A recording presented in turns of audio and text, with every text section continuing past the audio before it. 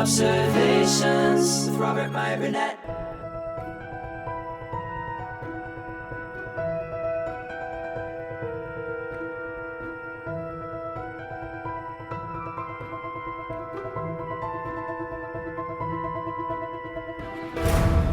Mario Lopez, all the way from Portugal, is here. Hi, Robert. Today I send a letter because I think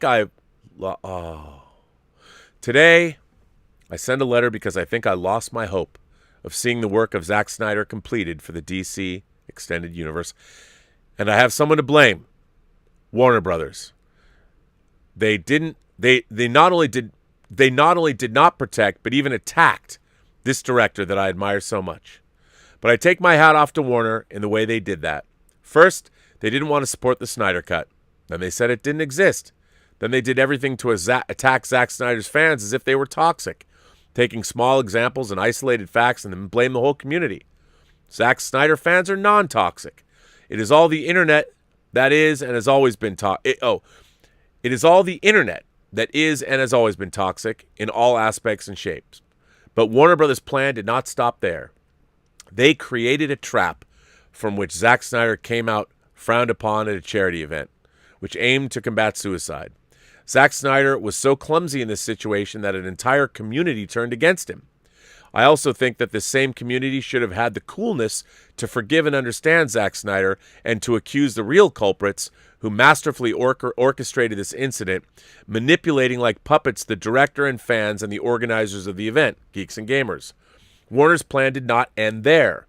When they saw the movie Justice League aired on HBO ended with a cliffhanger, they soon began to sabotage the possible sequel. First with the dismissal of Amber Heard, and then with the opinion pieces that once again gave the wrong signals. The final blow was the fact that they announced on Henry Cavill's birthday that they wanted to replace him with the Black Superman. I have to admit, this plan is perfect. In a blow, they end the Snyderverse once and for all, and they're guaranteed that they will never be accused of bad management, because if the next Superman film fails, it will not be due to their own incompetence, but because fans are racists. I have to acknowledge it's a perfect plan for those who do not have as the number one goal the success of an increasingly less competitive franchise when compared to Marvel. Marvel's secret was to plan long term, to believe that its plan was going to be a success, and to support all the actors and directors who participated in the long saga. What Marvel set out to do was not better them than the NCU, better them than the DCEU, but it was the whole vision oriented in a single direction, making films and characters from these films create synergies of success. Look what happened to Captain Marvel, in my opinion, the weakest of all the films, but that made so much money because it was fit between Infinity War and Endgame. If Warner had followed her principles and supported Zack Snyder's vision, they would achieve the desired goals, success, and profit in a darker, more serious, and less humorous environment, as the DCEU aficionados would want. I saw the first Wonder Woman movie, then I saw Man of Steel, then Batman vs. Superman, the long version, and finally Zack Snyder's Justice League. How spectacular it was to see these 4 films in a row. I am sorry that Wonder Woman 1984 did not expand this universe. On the contrary, it was clear that this movie was not part of the same timeline. Suicide Squad was another film that appears to have been destroyed by Warner. The best thing about the film was the flashbacks of Joker and Harley Quinn. It was so obvious that there should have been a film to tell in detail the destructive relationship these two characters lived. Finally, Warner had success with the film Joker, but they made another strategic mistake by removing this film from the same universe and by not betting on Jared Leto. Joaquin Phoenix is amazing, but Jared Leto could have done the job. Marvel bet all of its chips on its universe, history, characters, and actors. Go figure. Even Logan was a part of the X-Men universe. Robert Downey Jr. was Tony Stark for 11 years.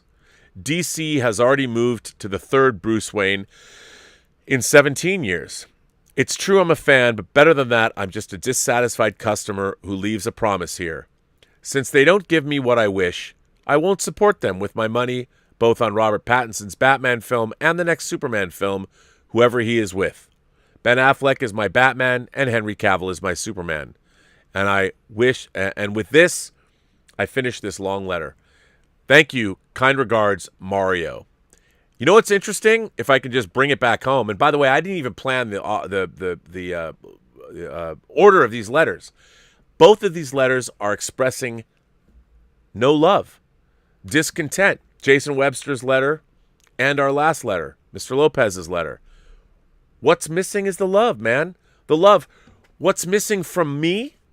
My love of modern Star Trek, my hatred as a lifelong Star Trek fan, my abject hatred overall of the Star Trek franchise's goals since 2009, which I feel they have never, ever, ever achieved.